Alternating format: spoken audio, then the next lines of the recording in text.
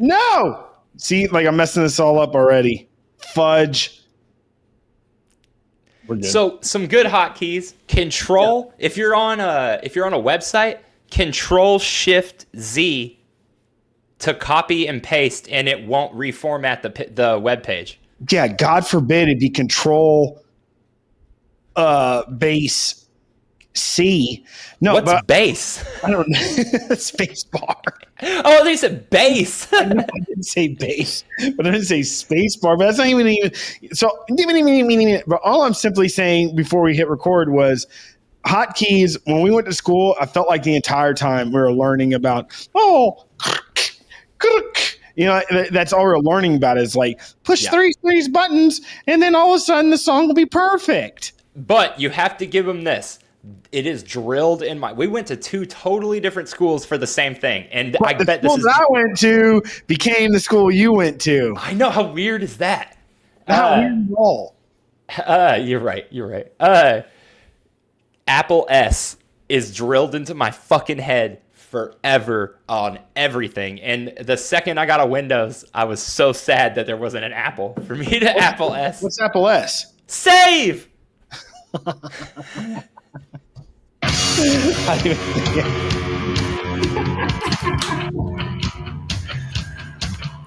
That was like the motto of my school. You boys Apple S? I like this song. Just kidding. Hey, guys. All right. Hello, everyone. Welcome to another episode of I Didn't See It, But I Believe You. I'm Doug. I'm Joel. And this is episode 104.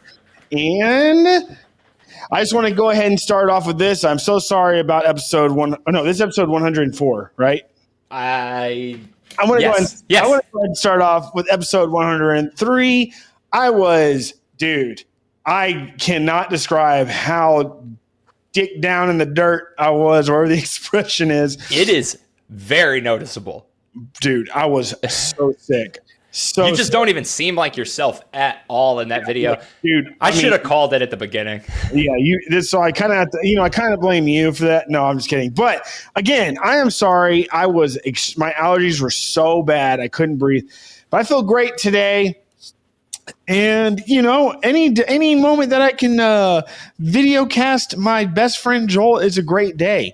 So that's hell yeah. So there you go. It was weird because we had two episodes in a row where one of us was kind of fucked up.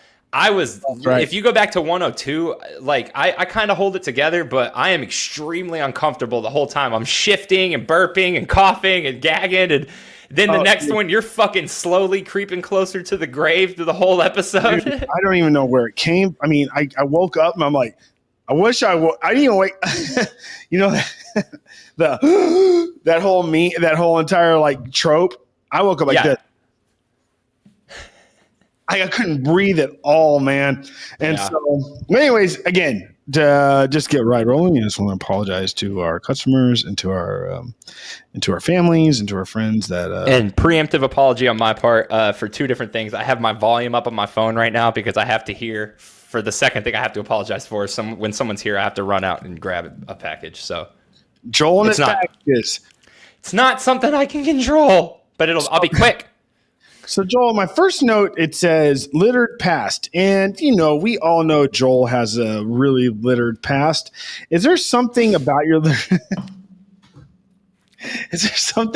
littered past that you've grown from? Yeah, actually, because I wanted to tell this story anyway, and it'll be a good segue. There is a person in our lives, your cousin. Can I say his name? Yeah, of course. Okay, so Doug's cousin Joe, and me and Doug went to... that cousin. No, you can't say his name. Oh, my bad. We went to a Mexican restaurant in Austin, I want to say in 2013.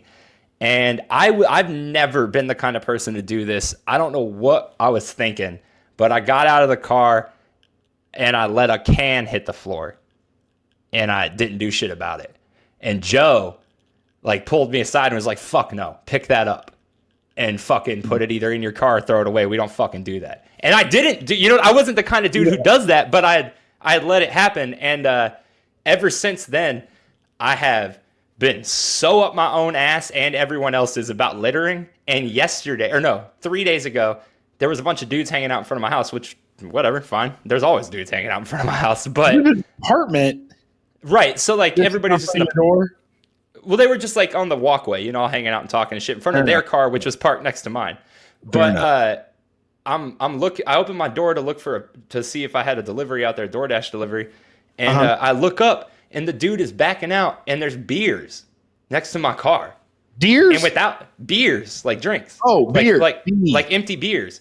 And whatever. Beers. But like we're sitting next to a dumpster. You know what I mean? Like I could touch the dumpster. And so I came out. I'm so sorry to interrupt. I've been tagging in and out of this conversation because I don't know. But were you saying you were sitting by a dumpster? No, there's a dumpster by my like he could easily have just walked the 5 feet and thrown him in the dumpster.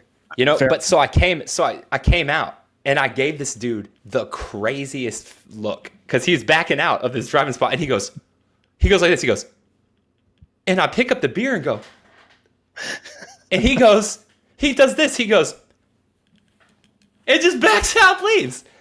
And I'm like, I don't like confrontation with neighbors because you got to live there. So, but I was just like, bro, are you that out of touch that I'm fucking looking at you like, I don't know, I'm a goofball, but I don't necessarily look like a nice guy. And I'm coming out just swinging out of my house, like front door swings open. I'm just like, and you're like, and he goes. Well, I mean, that kind of goes into when we were kids or whatever. Like, or I can't say when we were kids. When we were like younger, like we were like 18, 19, 20, whatever. Mm-hmm. He used to give me shit all the time for getting mad. I'd get all angry all the time, like, fucking litterbugs. And like, it's true. I'd be calling people litterbugs. You're like, litterbugs? I'm like, yeah, you don't want to be a litterbug. Litterbug's the worst thing you can, well, it's not the worst thing you can be, but it's high up there, Joel. And so no, that's the worst. I'm going through them in my brain right now, and of all the awful things you could be, litterbug is definitely the worst. What if we set up a show that was like Cheaters? Remember that fucking shitty show Cheaters? And it was with Joey Greco? No, I don't remember it. And just and it was all about us just like setting up litterbugs. So down, just stings, litter stings. Yeah, just hey, my voice sounds a little funny to me. Am I looking good on the screen? Am I sounding good to you? You look fine. I meant on the waves. Like, are my waves cool? Your waves. Let me check your waves. That was so. I mean, I don't know why that cracked me up. That's like I don't know how else to say it. I just feel like I sound funny. Hey, am I looking good on the screen? How are my waves? What I was saying is, what if we had this show, right? It's like, how do they set up cheaters? So you call in on the breaks and you tell them that you're getting cheated on, and if your story, what do you mean? Like on the commercial breaks, it says like call this number if you're being cheated on. If you think you're being cheated on or whatever. Okay. So I assume that if it's real at all, I assume that what they do is they call that number and they give their story. And if the story sounds dope enough, it keeps going up the ladder of people until eventually it gets to the top where they go, I like it, put it on. And then what happens is you meet Joey Greco in the host in some public place, and he listens to you tell your story of why you think you're being cheated on. And he tells you, all right, we're going to send out surveillance for the next like week, and then I'll see you in a week. And then they always bust them doing some seriously shady stuff, and then they come back in a week and show them the video, and then they get to decide if they want to confront them or just leave them. And fuck yeah. Me and Jeff watched that episode probably 30 times. It's hysterical. He gets stabbed and thrown off a boat. It's fucking hilarious. We're referring to the host of the show. When he comes out to confront the cheater, he gets stabbed and thrown off the front of a boat. Okay, so imagine if we had a show that was called Litterbugs, and we set people up that way, and it's just like somebody calls in and it's like, I saw this guy driving down I-35 and he threw a can out the window and I have his license plate number. And then you and I are like chase this guy down or find files, like just like Dog the Bounty Hunter, but for littering. And just find like it all. And just everything. It was just as loud. Yeah, I moved everything. Everything's farther away. If anybody hasn't noticed, my table's clean, my area's clean, so my board and my computer are way far away than I anticipated. Anyways, so we follow them in. They have no idea. They don't know what they did. They're just driving home from work. Right? They're in Dove Creek. They're pulling into Dove Creek or fucking what's a good in Austin? Oh, they're in like Westlake in Austin. Just pulling up to their fucking McMansion. And no, but this is like months later or something. So somebody calls in, like this is the license plate. I follow them home. This is their address. And then like say you and I are the host of Litterbug, right? And then we're like just this whole entire show. And not only, and like our whole thing is just to essentially call them out for being a litter bug, right? Right. So we sit them down. We follow their everyday movement, their everyday life, and then we for like a month. Yeah, I like that a lot. And they're like, "Oh, this is Billy." Extremely invasive. I want to know everything about him. So it's like, "Oh, this is Bobby Briggs," and Bobby Briggs, and it's like, sorry, on this episode of Litterbug. Bobby Briggs. And it like does the thing, half the screen is his face, and the other half it comes up with the information. Bobby Briggs, age 47, current hometown, Westlake. I don't know anybody named Bobby Briggs, by the way. And so I don't know anybody in Westlake. Completely circumstantial. And so I was like, Bobby Briggs, driving down I-35, throws, driving a truck. Plastic bag flies out the back. We get a call. Call tells us he's a litter bug. Gives us the information. We follow him down. We've been following. Here's where he works. This is following Bobby Briggs for 2 months now. 2 months. 2 months. You set up interviews with everyone in his life behind his back. Hey, so how long have you known Mr. Briggs? Oh, about 7 years. Great. So, you ever see him fucking littering? Throwing stuff out his car? No, you're going too far. And so it's just like, we want to talk. We're here to investigate Bobby Briggs. They're like, oh yeah, this is about the affair. The first, you walk up to Bobby Briggs, you're like, Mr. Briggs, we'd like to talk to you about something. He turns on, she told me she was 18. All of a sudden, we've got a fucking hit on our hands. You see, that's what this. Hey, Doug. Finish my thought. Anyway, so listen. And so, what? And so, anyway, so it's like Bobby Briggs. And it's like, you walk up to the first interview and they're like, oh, this is about the affair. And it's like, what? And they're like, just like telling all this information. And then you go to interview somebody else. You're like, oh, I came to talk to you about Bobby Briggs. And we're doing a show about litter. And they're like, oh, is this about him? You know, his under. Is this about the affair? They just all say that. Oh shit! Is this about the affair? Or his black market ties, just everything. And then you go to his wife, and she's like, "Oh shit! Is this about the affair?" And so the entire show, when you finally reveal yourself to Bobby Briggs, you're like. That Bobby, we've been following you for months, and we came to, and he's like, "Oh fuck! She told me she was 18. This is about the affair, isn't it?" And they were like, you know, Bobby, just want you to know, you're a litter bug, but it's all about litter. Or be like, "Hey, Bob, Mr. Briggs, before we go, I'd just like to ask, where are you from?" Texas. And you don't mess with Texas. And all of a sudden, litter, it's like a Nickelodeon with the slime. Litter just pours on him. It's used. And it's all the litter from the encampments. It was just... They were like... Needles and fucking blood. Tents. What's amalgamation mean? Like a grouping together of like... amalgamation of all your littering. Like you're an amalgamation of a soy boy and a Gen Z bard bod. Oh, dude. Well, we can name the show "Littered Past," actually, or no, it should be "Litterbug." Litterbugs. But we can be like, or "Littered Past" could be a segment. Yeah, I like it. This episode's called Litterbugs, though, for sure. Right? Yeah. I mean, yeah. And then, the thumbnail is gonna be you as that Indian crying the one tear. Joel, I want you to know something. don't do that. Don't make me don't do that. And so also in the Varsity Blues one, I was black. I mean, I was. Don't listen. So you keep on saying, "Oh," and the thumbnail. I mean, wait. I do that too, though. You do that too. I get so excited about the thumbnails because you make them. Do you remember that song? I feel so alive for the very first time. POD. POD. Payable on death. Yep. I saw, dude. Do you follow any of the shitty tattoo Instagrams? I used to follow Snake Pit, but it just got too lame. Snake Pit, that's the one. I don't think this was on there actually, but I saw somebody yesterday. And it was like, "What's your biggest regret in life?" And his answer was that I thought that POD was gonna stay the biggest, and he shows his back, and his whole back are the lyrics to Southtown. That's so dope. But also, by the way, and I don't care what anybody thinks about this, Southtown's a badass song.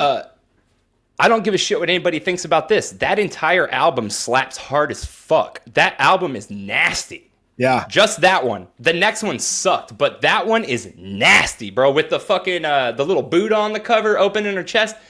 That fucking album goes so hard. Honestly, that's like that rare rap rock album that I totally give a pass to. I think it's pretty fucking hard. Well, no, they're good, dude. And I mean, they got thrown into the whole Christian trope or whatever, but I think their whole thing was... No, they were mad Christian, bro. But that's why they got thrown into it. Their lyrics before that album were extremely blatantly Christian. And payable on death. That means the price Christ paid for you was on death. Even the name. I mean, it doesn't have to mean Christ. Anybody can. But they've said it, though. They were like, this is why we named our band this. I feel so alive. Oh, so the last, like... This is mine. I called you when this happened. Denied you, but he won't deny me or something like that. I called you about this, but I got in the car the other day, and for no apparent reason at all, as Forrest Gump would say, they were playing the entire Marcy Playground album. Yeah, and not out of order, in order. It was literally just the album playing, and I was so fucking nervous. I pulled over and looked up Marcy Playground, singer, Me Too, canceled, death. I looked up everything, and there was nothing, and that's when I called you. I was like, hey, for no reason at all, they're just bumping it. Me Too, canceled, death. Like that. Why would they play, other than death, why would they play the Marcy? I'm new here, bro. I'm new here. If this is a pretty right-wing part of the state, I feel like. So I would, maybe they're like anti-cancel culture. Like, I don't know. He was canceled. Let's make sure he gets... Let's fucking bump that shit. Well, it's like that Waller guy. The Waller, whatever. He's like that... what do they call that? Pop country? He's like a big pop country guy right now. And a recording of him came out where he said the N-word. And he got canceled immediately. But guess what? He's had the #1 country album since then. So there is definitely a large group of people who are like, they canceled him? Sign me the fuck up. I mean, this may be controversial, but the cancel culture, what I've gathered is it's only in the eye of the beholder, really. Like, somebody's canceled if they decide to be canceled, apparently. Louis canceled and uncanceled himself. Yeah, and so it's like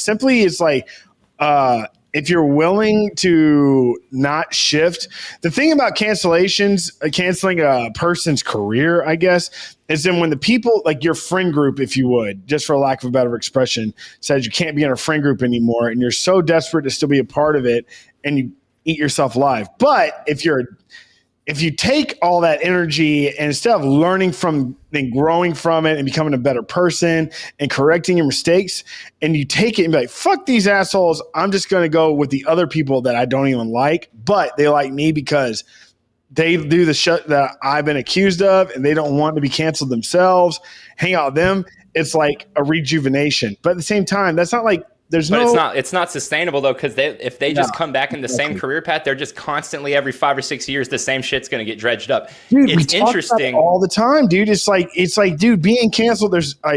Being canceled sucks, and it's like really. But I imagine it's like the worst.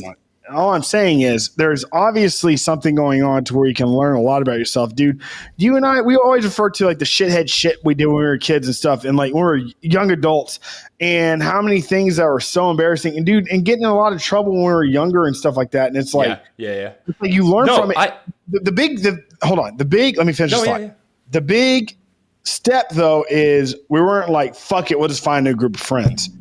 There's like, we looked ourselves in the fucking mirror, like, there is reasons why we're getting our asses reamed right now, and people are just, so upset with us. What are we going to do to fix that? Not just fix it, but what are we going to do to look within ourselves and fix ourselves? And it's like, if you do something to somebody else and you harm them and you hurt them and you hurt their feelings or any type of hurt, physically, even anything. It's like, if you're not going to take the time to look within, be like, what is wrong? What did I do? And not only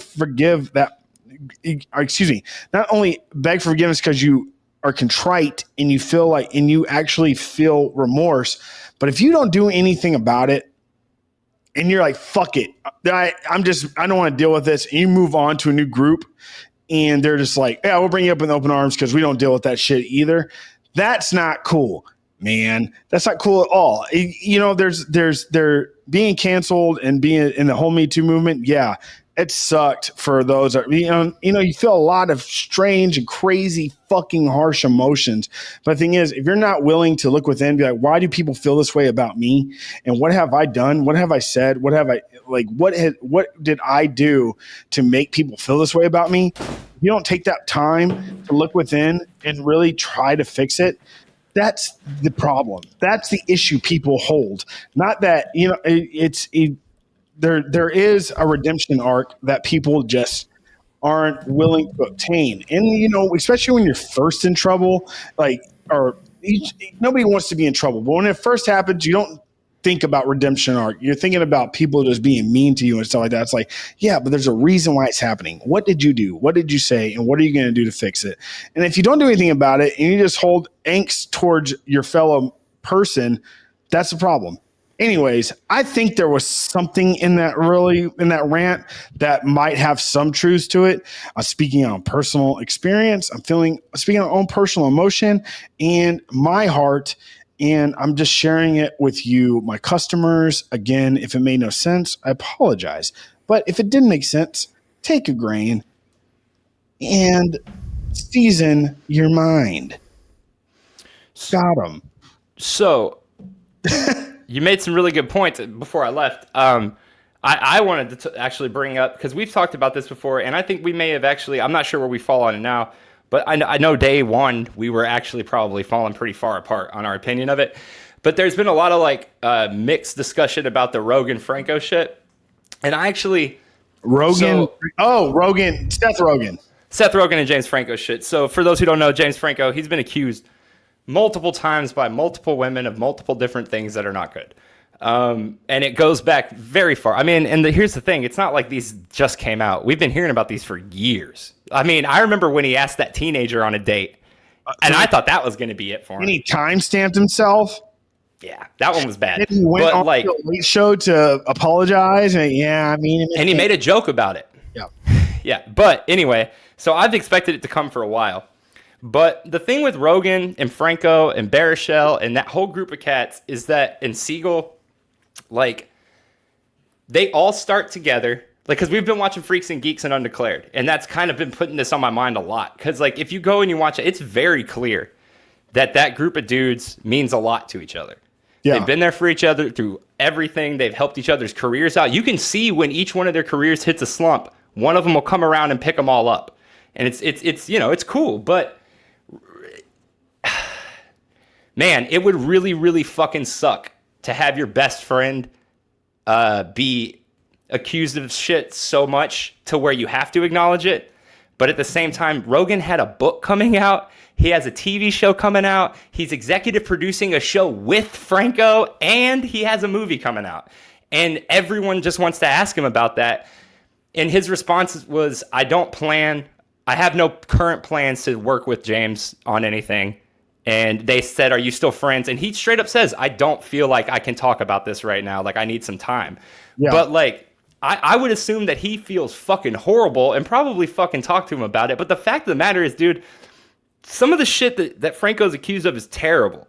Like, way beyond just, like, asking somebody out or whatever. Like, he's accused of some pretty bad shit. So until that shit gets resolved, like, I'm sure behind the scenes, he's probably like, man, I'm here for you if you need someone to talk to. But what are you supposed to do? You know?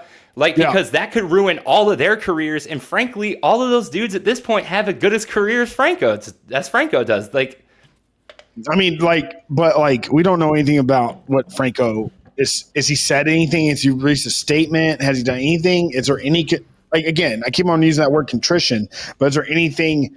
No, not yet. And that's the weird thing. Yeah, go ahead. I'm sorry. No, it's the fact of the matter is that he's made no effort to deny anything, right? Yeah. And for me, you have a few choices when you first get some shit like this happen to you. If you can prove it's not true, fucking prove it's not true. You know what I mean? Yeah. I know you have to dance carefully with that because you don't want to offend any victims or anything. But if you can prove it untrue, prove it untrue.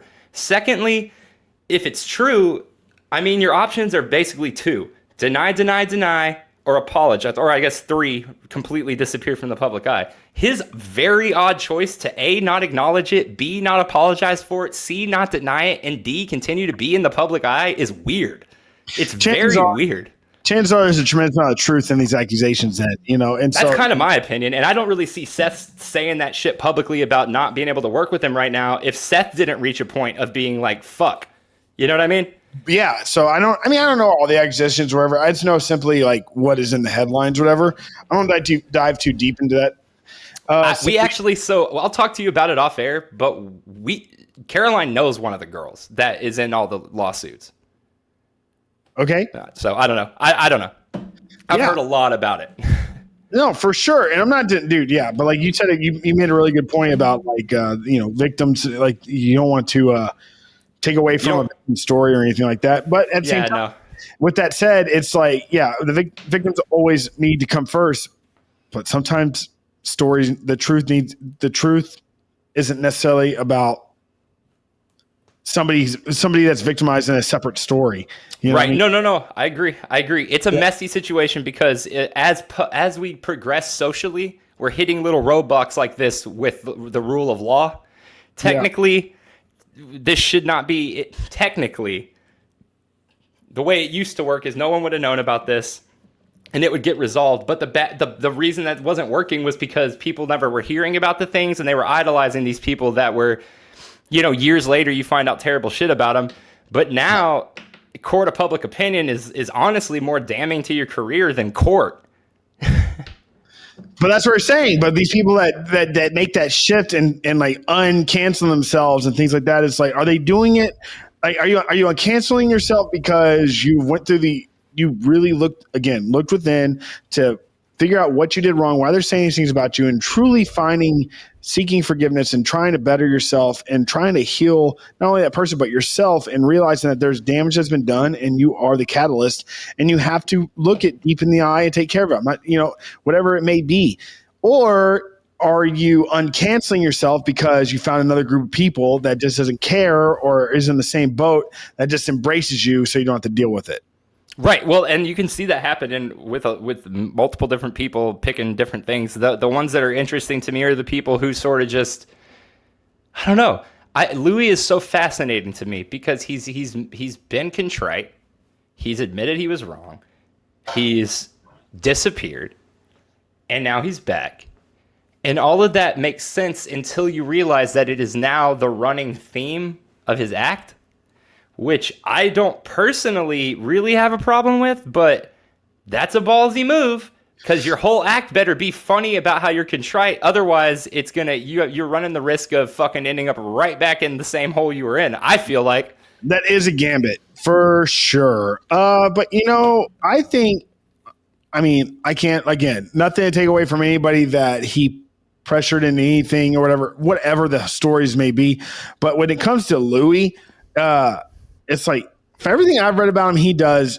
It seemed more like when it was like, dude, I heard about Louis doing that years. Oh yeah, all of us did before that was exposed. Oh yeah, it's been a joke for fucking ever. and we're fucking kids on the block in South Texas. You know what I mean? And we heard about that. And it's like, so, but the thing is with that, when it was all exposed in his like first like statement, it's all true. He didn't hide from it at all. Me personally, I heard a cry for help is like, sure. And so, well, isn't all depressive comedy like that essentially a cry for help to a wide audience of like, dude, I am mad depressed. I have this issue and that issue. And honestly, go back and listen to like any of it before he gets caught. And there's a lot of self-deprecating sexual humor in there. A lot of feeling inadequate sexually, a lot of masturbation talk, a lot of uncontrollable urges talk. Yeah. I feel like a lot with Jesse Lacey of Brand New. Unfortunately, sometimes things you thought were either funny or just kick-ass metaphors end up being people spilling their guts, and you don't see it at first. Go back and listen. Go back and read the lyrics to Devil and God and to Daisy especially, and you'll find somebody completely conflicted with their past and the person they're trying to be. So why is it, and is it okay for, yes, we're talking about some terrible things that have been done and things like that, but the person that's being ripped apart, canceled, whatever. And yes, most of the stories I've heard do like it's their time to fucking feel it. You know what I mean? To feel that pain. But it's like, do we just leave it there or do we rebuild? And not saying rebuild their careers and make them celebrities but what is it? Is there not a healing process that they deserve? Like a criminal reform, they don't. No, I get what you're asking, and I think there's a really interesting dichotomy that's involved in the answer to it. I got it so bad. Yeah, that's fine. Go. So there is this girl. Actually, let me find her name. I don't want to get her name wrong.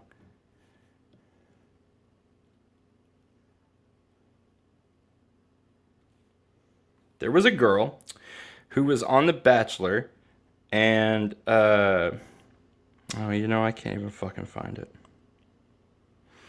There was a girl who was on The Bachelor who has been a very, very outspoken activist who has called for the cancellation and consequences of many, many people, and who has very aggressively been against the idea of people being able to I don't see if I can word this correctly.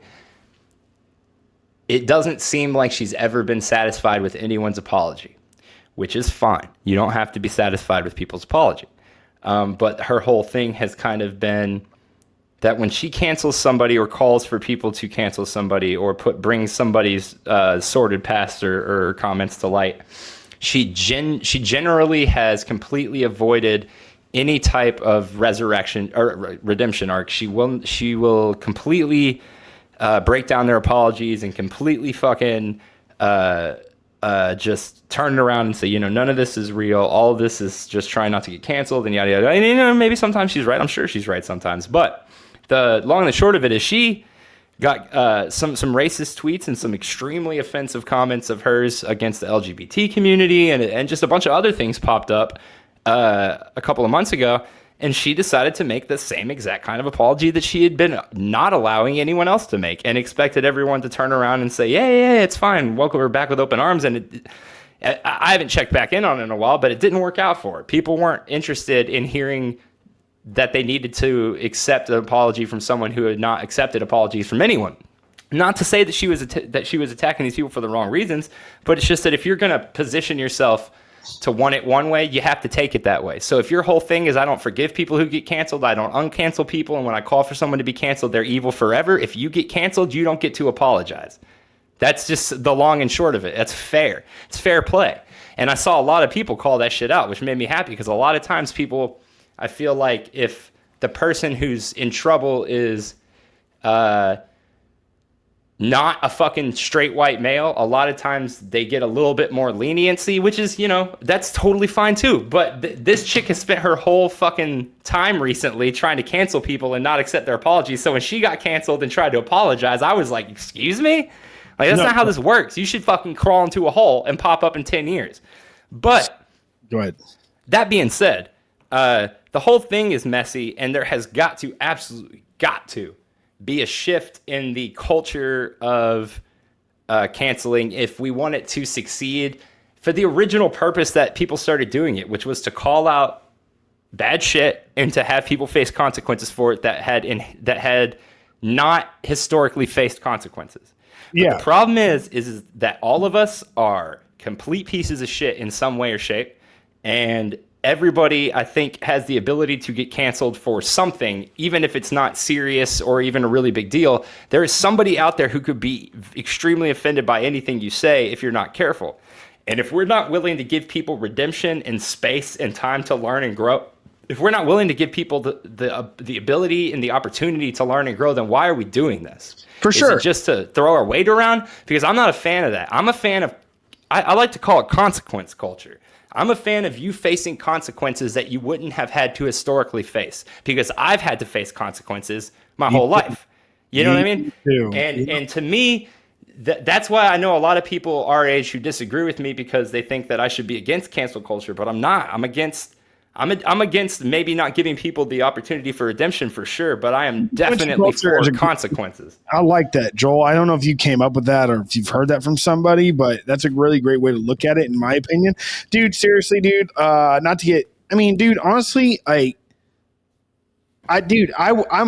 like, I hate to people like to throw their like to feel like that have been victimized or whatever. But dude, I'm a victim. I've been a victim since I was a little boy, dude. I've never talked about this.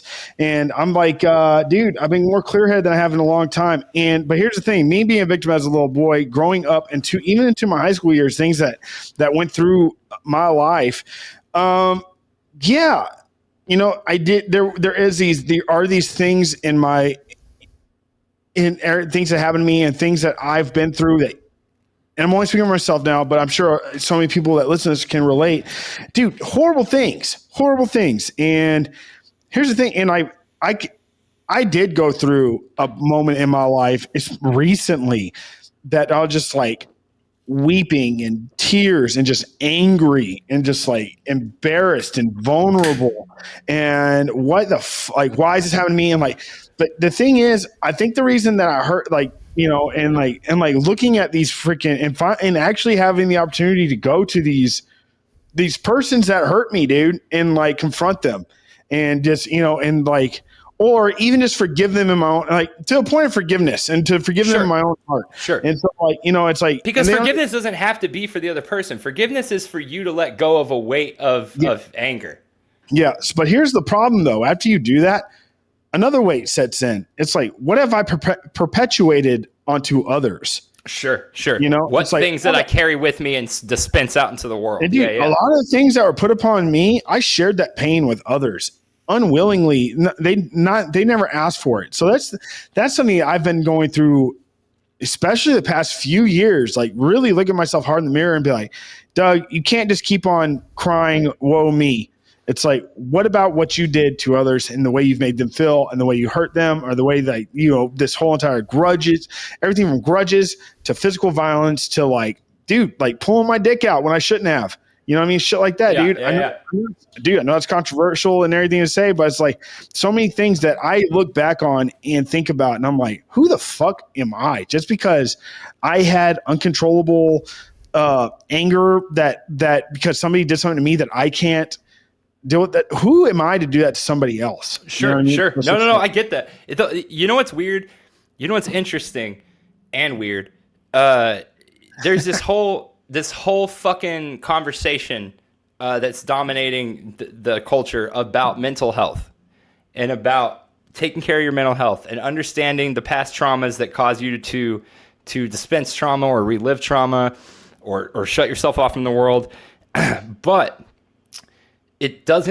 I don't necessarily buy it, if that makes sense. I don't buy the sudden acceptance of mental disorders and what that really entails, because I believe that a lot of it is romanticized to the new generation. And I believe a lot of it is romanticized to be a way to cope with problems these days. However, mental health is extremely important to me because I've suffered from things and I suffer from things and go through things. And the thing is that if we're going to cancel people and give people consequences and at the same time preach about mental health, there has to be this middle ground where you examine what it is that's causing these problems from people. And that's not to excuse their behavior, which seems to be exactly what people jump to when you try to bring this up.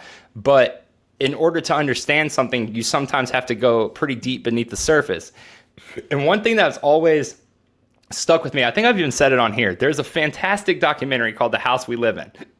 And it's about the prison system in America and how the war on drugs and poverty essentially caused a prison pipeline from the more poverty-stricken places in the country. And this dude, he's a fascinating cat, and I can't remember his name off the top of my head, but I'll try to remember it and bring it up next time. But he had this amazing quote, and he's talking about drug addiction and how everybody looks at the war on drugs as a failed war on drugs because there should have never been a war on drugs, and it was really a war against black and brown people and poor people, which is true. I would say that's not even a bold statement. It's just true. No, that's not a bold statement at all. It's just true. And it's not a bold statement that the CIA brought crack cocaine into the ghetto of LA, and that's not fucking far-fetched or even false. You hear him say that kind of shit on the History Channel now. You know what I mean? Exactly. This guy is talking about it and talking about how people look at the issue the wrong way, because people are so preoccupied with why is the war on drugs failing, and or why are so many people doing drugs. However, the real question is this, and the way he breaks it down is just fascinating to me, and you can apply it to so many things. He says that 99% of the people who are habitual drug and alcohol users are using drugs and alcohol to kill the pain. So instead of asking why so many drugs and alcohol, we need to be asking why so much pain. And if you really think about that and break that down into other situations, the cancel culture really becomes reflective of our attitudes about mental health. If we're not willing to take the time to really understand why people act, then we don't really necessarily have the right to tell them that they're wrong. Now, that's not to say they're not wrong, but that is to say that I do have a problem with the fact that we don't allow redemption right now. I've never ever been okay with that. There has to be redemption, or else this is fucking pointless. No, seriously, dude. And honestly, you know what, dude? You know what? Man, there's so many things that we've been talking about, that we talk about on the show, whatever. And it's like, and I didn't expect to talk about this today, but I'm happy, dude. I mean, I wish I'd taken it way off her chest, but this is something like all of my stuff that I'm saying now. There's things that people know about me and that I've been honest with or whatever that don't necessarily need to be on this show.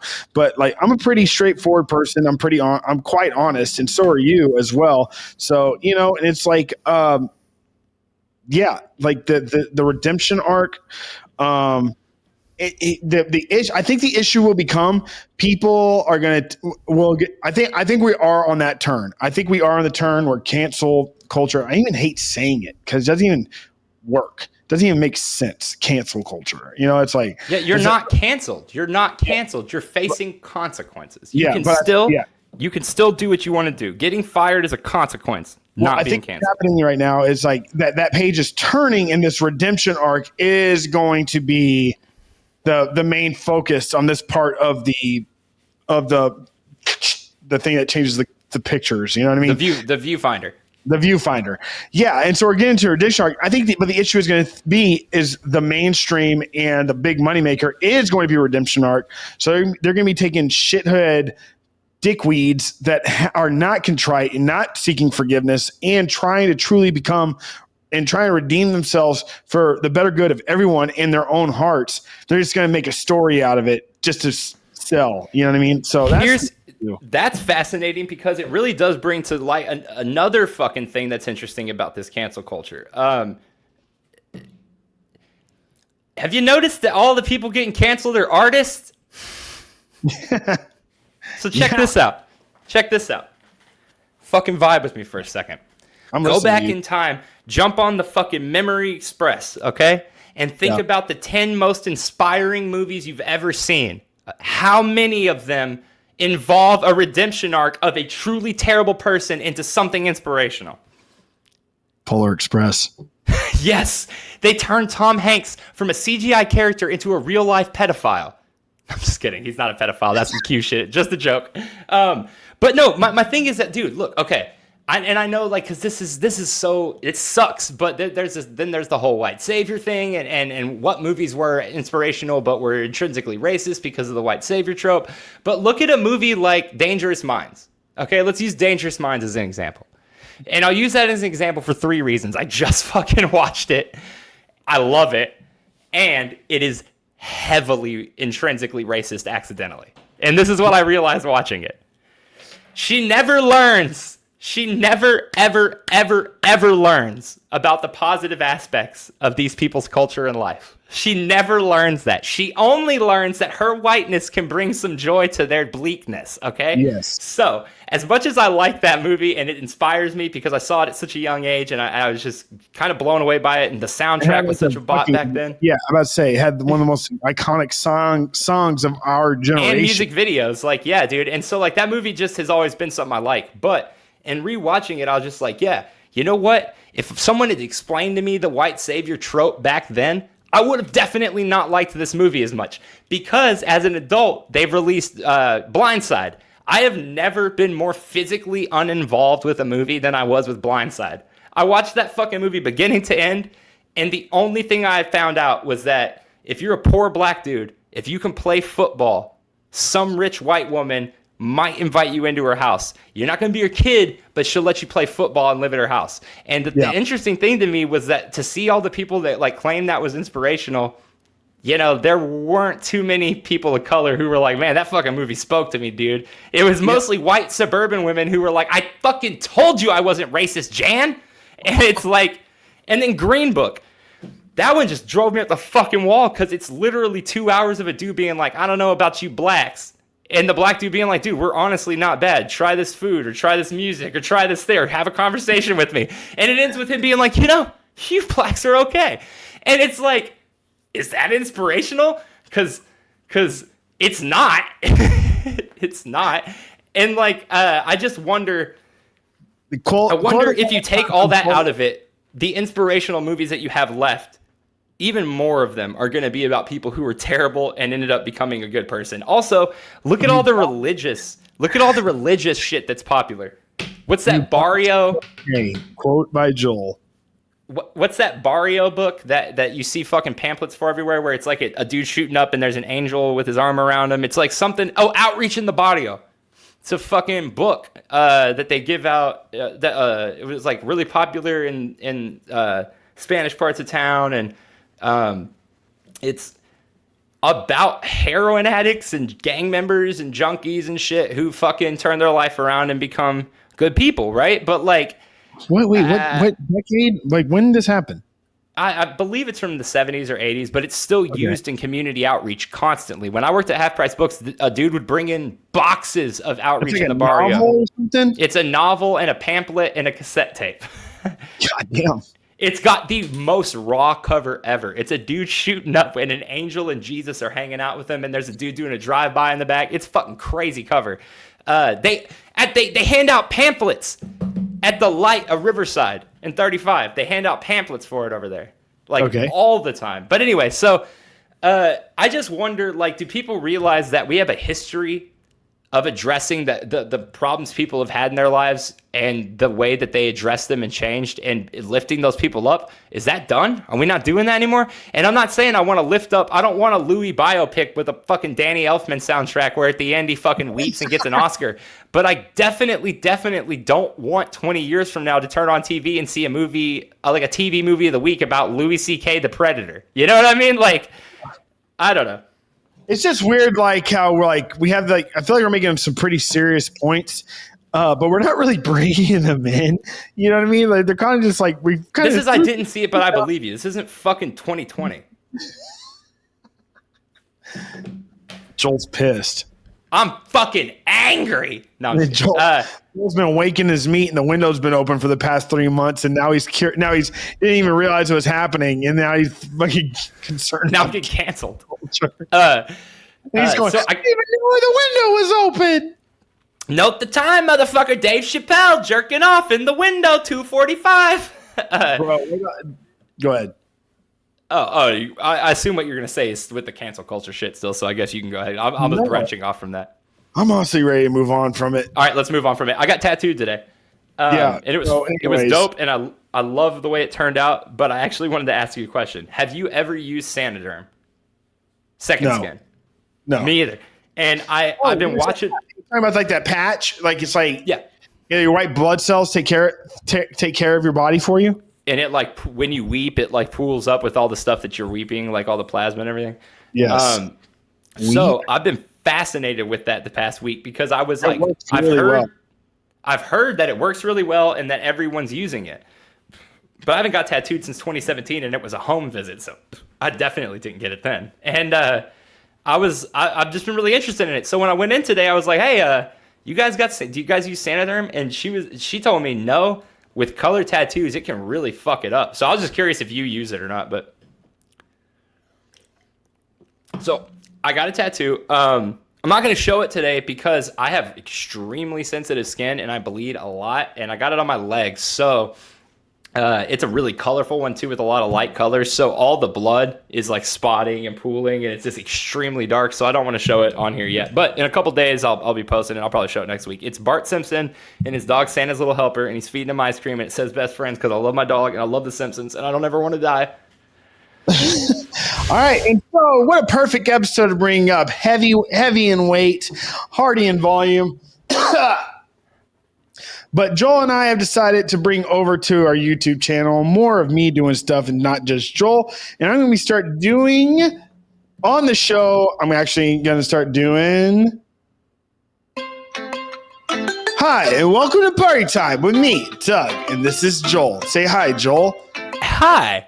And I was going to do a quick review of one of my favorite rum bottles, and that is going to be Smith & Cross Traditional Jamaican Rum. This is a navel strength rum that 57% alcohol. So this is not colored because of age, but it's colored by Dunder. What's Dunder, you ask? Don't worry, I'll tell you soon on another episode. And then you can also tune in to our YouTube channel in the next couple of weeks and see that I'm going to start be doing personal bottle reviews and telling you a little bit more about cocktails and things of that nature, inspired not only by the customers, but by Joel and I and whatever. I think I said that backwards, but please embrace your alcoholic inside and drink responsibly. And don't drink and drive. No, and don't drink and take pills. So I did want to bring this up. I'm going to start doing a little bit of bottle reviews on shows real quick, and I'm going to start uploading to our channel more in-depth cocktails. I do have my personal page, Doug Blank, and I'm going to start and I wasn't going to transfer them over, but I think they're not that. I didn't see it, but I believe you vibe. No, actually, I'm glad you bring that up. Don't transfer them over. Just bring the same style of content and make it more I didn't see it, but I believe you because I also have the Moving Picture House YouTube that's about to start getting stuff uploaded to it, and it's movie shit, but in a different vibe than I would bring here. So don't delete it. No, yeah. So we're about to start doing some cool stuff. And I'm like, my whole idea is obviously bring the passionate cocktail and some bottles and stuff involved, but at the same time, really just something easy you can do at home. Don't necessarily, and I'm going to give a list of tools and things that are going to make it really easy to build certain drinks and just have a good time. And, honestly, we're going to tie it into our shows more often. And that's pretty much all I have to say about that. Dope. Well, on that same topic, I had brought up a couple weeks ago the director's cut of the Super Mario Bros. Movie and told everybody that I was planning on making a video about it, and I still am. However, I was able to acquire a VHS and DVD copy of it already. What? So, yeah. What? The Mario director's cut. Oh, nice. I found somebody to boot it immediately. Nice. So, yeah. So, my plan is still to watch both versions back to back and then make a video about it. And that will be up. I hope it should be here this week. So I'm hoping it's up. I can have the video up by Saturday or Sunday. So I don't have my schedule yet, but I did want to, I didn't text you yet, but in 2 days from this upload, June 16th is Jim. Why am I fucking missing this? The Ultimate Warrior's birthday. So maybe we can get back on air. Who knows? But if not, please spend some time to make some posts about the Ultimate Warrior, celebrate his life. One of my favorite characters of all time. And I really. When is it? The 16th? The 16th. If you follow me at Doug Fresh on Instagram, I'm going to be doing all kinds of crazy posts. Aren't you Doug Fresh 85, buddy? That's what I meant. At Doug Fresh 85. Check me out. Aren't you at DUG Fresh 85? Bless. Thank you, Joel. What would I do without you? Joel, what's his name? God, I can't remember his fucking name. I almost called him Jill. Yeah, you are DUG Fresh, FRESH 85. DUG FRESH 85. DUG FRESH 85. Jim Hellwig. I was saying Hedwig, the owl from that story. Harry Potter. Harry Potter. Harry Potter. That's the name of this episode. Harry Potter. Harry Potter and the Invisible Wizard. Harry Potter and the Invisible Wizard, featuring the Ultimate Warrior and his kidney stones. No, dude, that's crazy, dude. So, like, maybe we can, maybe I'll just do one of my own episodes or whatever. Put on the thing talking about. If you can't do like an early day episode, you're probably gonna have to do your own. Yeah. You might do it on your own. What was that button you just pushed? I didn't push anything. I watched you go, and then go. Wow, wow, wow, wow, wow, wow. No, I didn't push anything, and so. What's wrong with you? What are you drinking? Apple soda? Beal? I keep on forgetting that you still drink. You're like one of those weird drinkers. Like you drink, kinda. You drink half a beer for like, and then you're done. I feel like that hasn't been the case for like a decade. I drink and then. No, actually, I've been doing pretty good. I actually hate when people can't just have a goddamn drink. It has to be the rest of the day. We know somebody like that. We know a couple motherfuckers like that. But I used to drink a beer with lunch, and my roommate would come out and be like, "What's the fucking point, even?" Yeah, I just want a beer. Just want a beer. Dude. I don't want to fucking get fucking shit. I'm trying to do a keg stand, son. I'm eating a bologna sandwich. I just wanted a beer. Yeah, I got to go back to work. I came home and had a bologna sandwich. Just wanted a fucking beer, man. It's 1:45 on a Tuesday. I just want a beer. That's it. Then I'm not taking shots. I'm not taking shooters. Oh, so I went to have lunch. I was on the trail all day, and I went to have lunch by myself. And I got this. I'm like, I'm going to sit on the patio. It's 100 degrees. This patio is pretty cool, and it has fans. But they didn't have the fans on. I'm like, oh, okay, no big deal. So what did I get? I got Nashville hot rubbed wings in their queso. Did they tell you it was spicy? The queso? I like spicy food with cold beer. Like that's something I love. It's like a generic combo, but it works really well. Anyways. But I felt like I've had this cheese dip before, and I started eating it, and I'm fucking sweating bullets, dude. This thing's hotter than the 4th of July. It's like just freaking ripping hot. I'm going, whoo! And by myself. There's other people that's like, couple are here, person there reading a book. I'm going, whoo!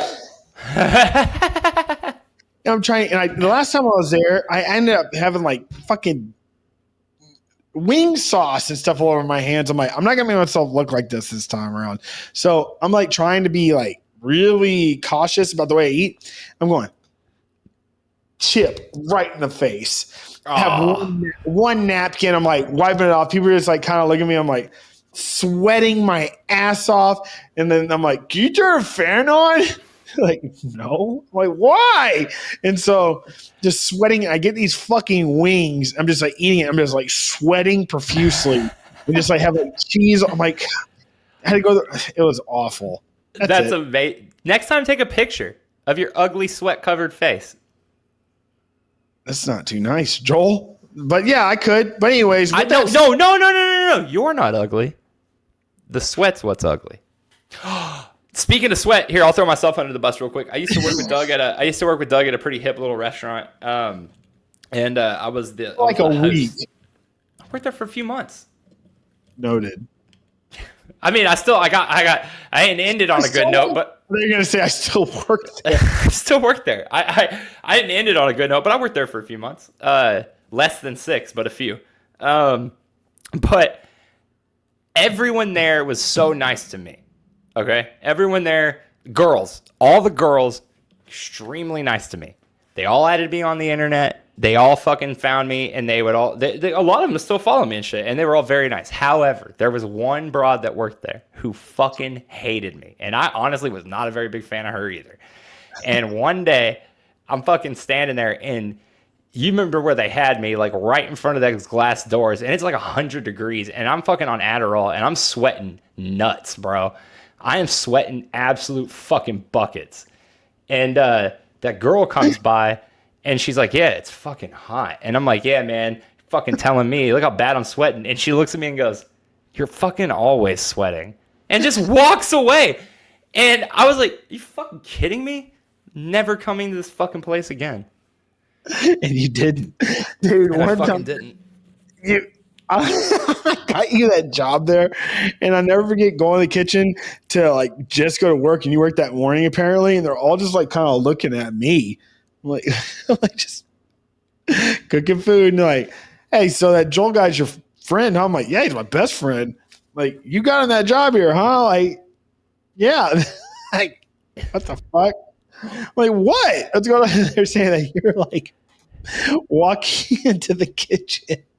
Did I tell you about this? No. Dude, like multiple cooks said they were working. They're all busy as hell. And you walked to the kitchen, and they said you went, I feel like an animal. I'm an animal, man. I'm an animal. He was like turned around and walked out the kitchen. 100% never happened. Dude, 100% never happened. I would never, like an animal. I would never, ever do that. I don't know Ever. why all of a sudden I just remembered that. I've never asked you about that. But they're like, you said that you went there and you're going, I feel like an animal. I'm an animal. I'm an animal. And I walked out and just walked right out. Turned around and walked out. Literally, Doug, I would never do that. I believe you, but I want you to know I did not make that up. No, I believe it. But look, here, I'll say this. The only explanation for somebody acting like that is always drugs, right?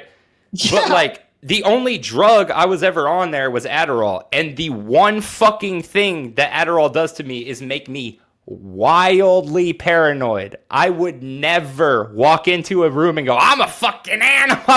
I would never do that. I'd have a heart attack, Doug. I'd really literally have a heart attack doing that. All signs are pointing to maybe you did it.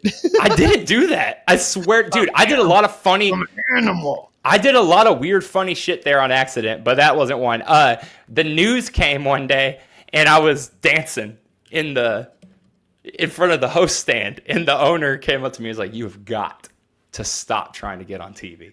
It's funny. All right. Well, with that said, thanks for listening to another episode of I Didn't See You, But I Believe You. I'm Doug. I'm Joel. And if you like what you're watching and stuff, you want to join a channel, just click right here. And you can click up here and watch last week's video. Thanks, guys. I'll send you the thumbnail. The episode's called Litterbugs.